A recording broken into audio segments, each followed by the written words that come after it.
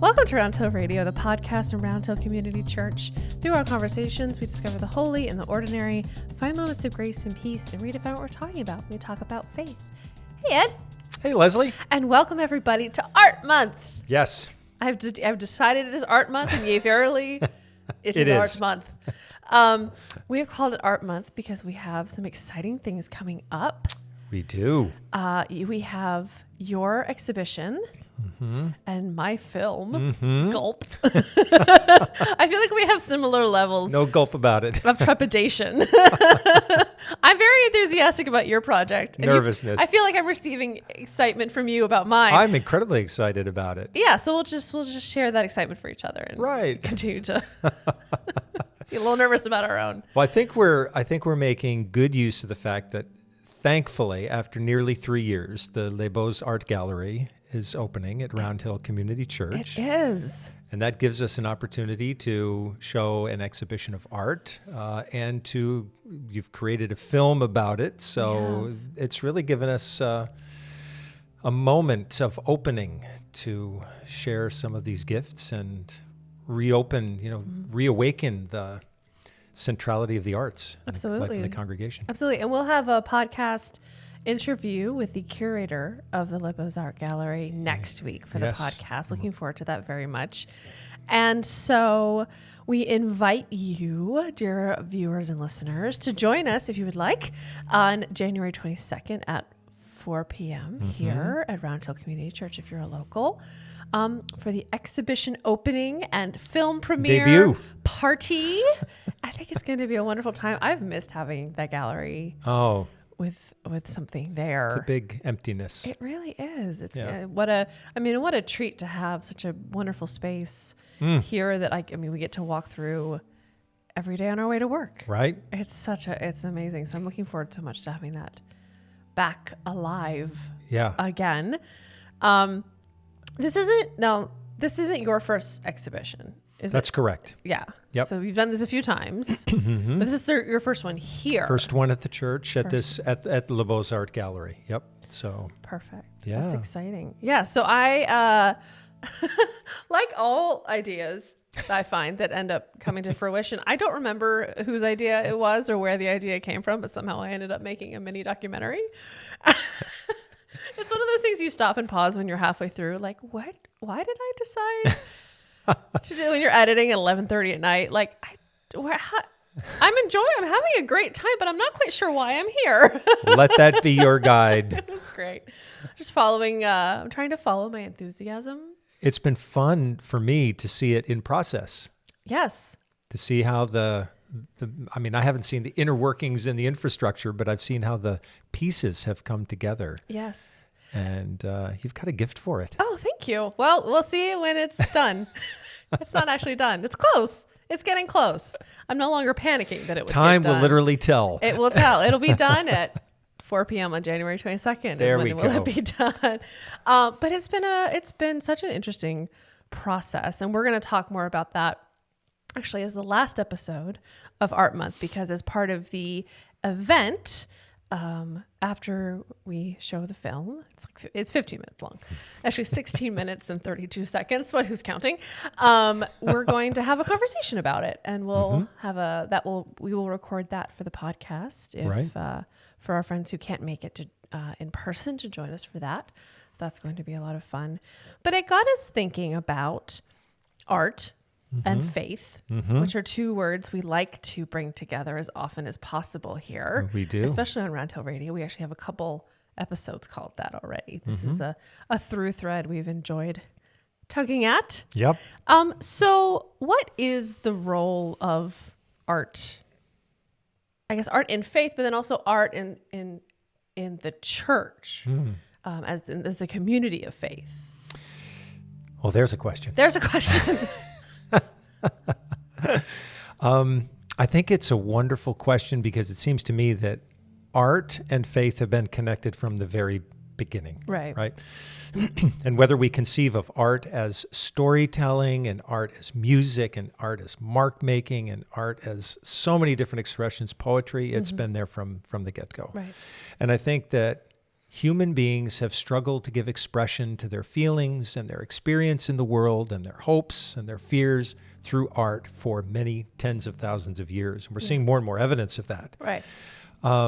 Yeah, it's interesting to me that in the life of the church, so much of who we are and what we are is tied to artistic expression.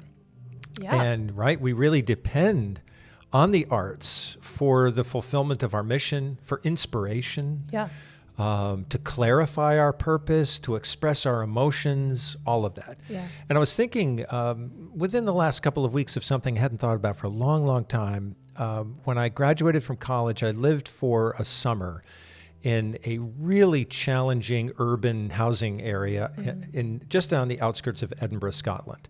40,000 people, very, very deprived conditions. And so I worked with a minister there leading a youth camp for the summer. And by the time I arrived, he was creating this project in the church where he had basically pulled all of the pews out, created this open space, and he filled it with art. Wow.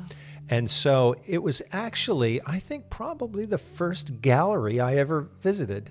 And it was in this beleaguered church with this beaten down iron wrought fencing around it and grass that hadn't been mowed. And it just looked like it was really in disrepair. But when you walk through the doors, he'd created this beautiful gallery. I think he wanted to say to the community, there's beauty here. There's beauty here. Right. And art was a great way for him to say that.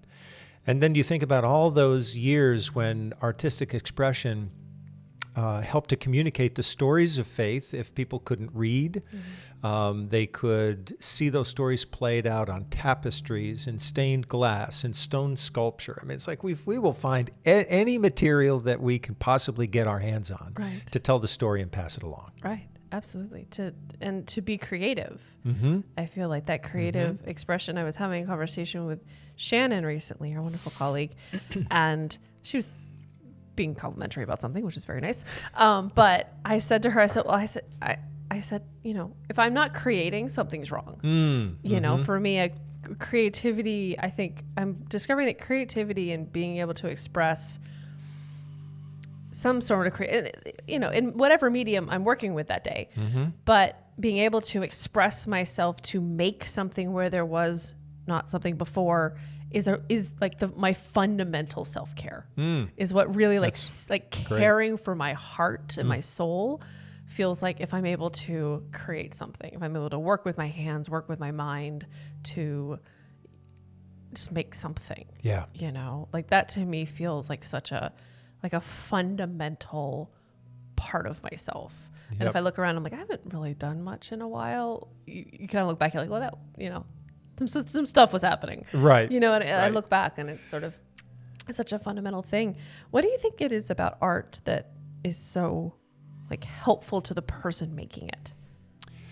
Well, my own personal take on this is that, art taps into a part of myself that I don't get to actually use all that often in ministry. So, it's about wordless presence quite often. And so it's not about having to find all the right words or communicate the right ideas. Sure. Right? So it bypasses that and it finds a way into a part of our bodies and our minds and souls that may not often get expression. Yeah. I love your comment about, if you're not creating, you'll feel like there is something that's out of alignment or something wrong. Yeah, and my sense about that is that when we refer to burnout, we usually think sort of the default option is we're just working too hard, too many hours and so on. Yeah. I think burnout actually comes not from too much labor, although we can exhaust ourselves, but it's actually not engaging our energies in the right way. Yeah. And that's why I've heard people say over the years, if you don't create, if you're feeling inclined to create and you don't create, you'll get sick. And the sickness might manifest itself as an exhaustion or a frustration or an exasperation. And so sometimes it's actually about the way through burnout is through more energy expenditure, but doing the right thing. Right. And that's the key, because when people are doing something they really love and enjoy, they're out of it. They are just lost. The time flies by. we'd all like to have that experience more in the daily work that we do. Right. Right. That would be the great, when vocation and avocation line up very nicely with each other. I'm a fan of it. Right? Yeah. We want more of that. That's great. Not And less. then you find yourself sitting in your office 11:30 editing going, whoa, how did that happen? Right. Oops. I want to come back to your question in one other way. And this was through a very simple comment I heard from a woman who was a teacher of watercolor. And she was a remarkable teacher. But she said that, she had been part of a community of faith for a while, but had really kind of dropped out of it because she said there was no room for the visual arts in her faith experience as a community. Really? Just nothing really that was there. Huh. And she said that when she heard the words, "Let us pray," the first thing she wanted to do was to put color down on a page. Oh, lovely. And I think our instinct, right, is we hear those words and we think more words are coming. Right? Or maybe silence, but not color. Not color. Or not movement like dance, or not the sound of a hammer blow against a stone, right? Yeah. Why can't all of those expressions be prayer? So what we've done is we've taken this wide range of possibilities through the arts, and we've narrowed them down, it to this very, very tiny band of options. Right. So I think art and faith are critical to one another, because the more we engage the arts by looking at them, as well as actually participating in the creation of them, that we are broadening out that band. We're opening that door. Yeah. More feeling flows through that, more emotion, more depth. That's what we really are wanting to get And I feel like as a church, we're over, I guess, probably the past century, church has become Sunday morning. Mm-hmm. Right. And faith sometimes feels very Sunday centric. Mm-hmm. And when we let it move and flow through those acts of creativity, and we acknowledge that and give that the time and care and space as a, for lack of a better term, or lack of a term I can think of, as a holy time, as a sacred time for yourself to be in an act of faith, I think it gives, it's a reconnection. Almost. It's a unifying of your whole self. Right. Into, as an intellectual person, and also as a person with creativity and hands and all that. So I'm also thinking about, how art as makers, but then also art as sort of receivers of art, right? So for those who will be coming to the exhibition opening at the end of the month, what can art do for us as we observe and absorb it? Well, I think it's similar to something I was saying earlier, which is that as we observe it, it pushes us beyond what might be easily said. Right. And so we're an extremely word-oriented culture. We're using words right now to communicate, and there's a lot of joy and enjoyment that comes from that. However, I started having this experience some years ago when I kind of moved towards abstract art. I always thought, real art was that art that made it look like, you were looking at a sunset and you could practically put your hand out into the scene. But then when I moved away from that, what I discovered is that in abstract art, all art, in effect, has an abstract base because it's based on shapes. Sure. Right? And initially, those shapes look abstract, but some artists turn them into representational paintings. But there's something about looking at a certain shape that can itself have meaning. And we may not have a clue about why that is the case. Like, why is that shape seem to be speaking to me? Like, why is it making me feel what I'm feeling right now? Right. And I think that it's just as possible for the Spirit to communicate through those shapes, those wordless presences, as it is through any of the other arts that we, not more so or less so, but just the same. And I think that's what we can come away with when we're looking at art. Hopefully that might happen for some people when they're looking at the film and looking at the art that's there, that what are these shapes? How does this art make me feel? And it may be that people will look at some of the art and say, this doesn't really connect with me at all. And that's highly possible. Just as it's possible that it might, we might not connect with a sermon or a particular stained glass window. Many people say, oh, I love that. I think that's so beautiful. And we're thinking, it doesn't do anything for me, right? To me, that feeling only makes me want to push a little farther and say, well, are there images that speak to me? It may not be here in this room, but where are they? I think the reason that people will often say, or I have often heard it said, that, Pastor, I just have to be out in nature, right?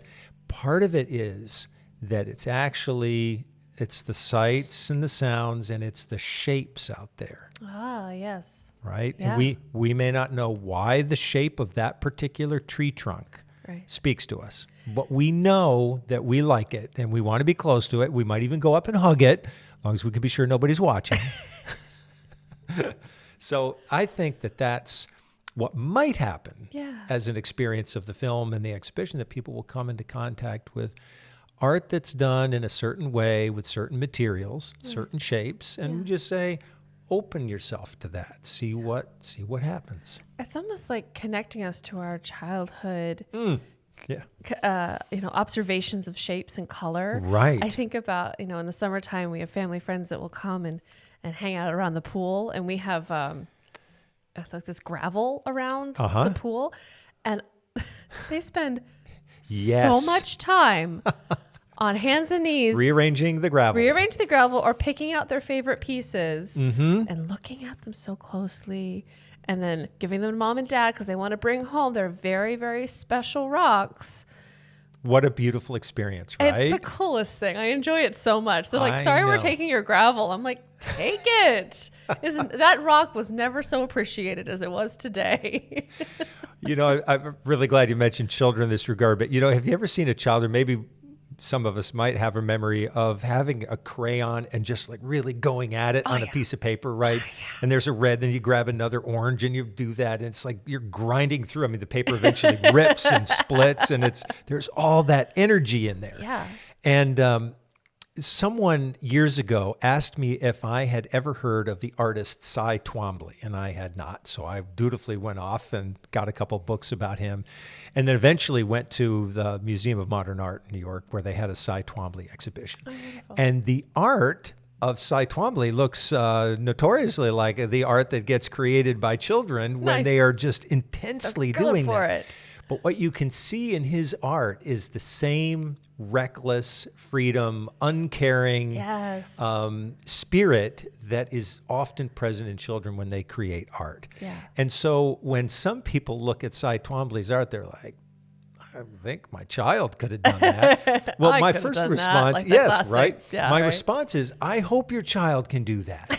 I hope so, because that would show that energy of expression is there. And if someone says, I could have done that, I hope so. Go for it. Please do, because if it's possible that we can create like that, then maybe our faith life can be like that too. Yeah. And to me, that's the connector. Right? Okay. The energy that we're finding in that art and the energy that we're finding in that faith, if those are talking to one another, I think we got something really interesting going there. I love that. That's so great. This is actually reminding me that I've had a lifelong goal, and I have a feeling I probably won't be able to start this till I'm like retired, but I've had this lifelong goal of making like a tapestry, but like a medieval. Oh. Wow. Like with a unicorn and the whole 9 yards. Wow. Every time I've seen them, I'm like, I really want to make one of those. Castle in the background. The whole thing. The whole thing. Maybe there's like a friar in the corner. Of course. With like a pint of ale. I'll have to work on it. But isn't that great? It's just reminding me. I'm like, oh yeah. About every 5 years, I'm like, oh yeah. I should really think about that. Do I know how to do it? No. I have no clue. I have no idea how one does that. I think that I'm fascinated by those little inklings that come up. Like, where does that come from? What? Where's that around? But it's part of this upswelling of artistic energy that comes out of this, I think, this great shared reservoir, from which we can, it's a common well from which we can drink. Yeah. And again, it's wonderful to have that dream. Isn't it? I mean, just to think, I might do that tapestry one day. Do that tapestry one day. Yeah. And I think that's it. There's something that's so much fun just about thinking about it. Yeah.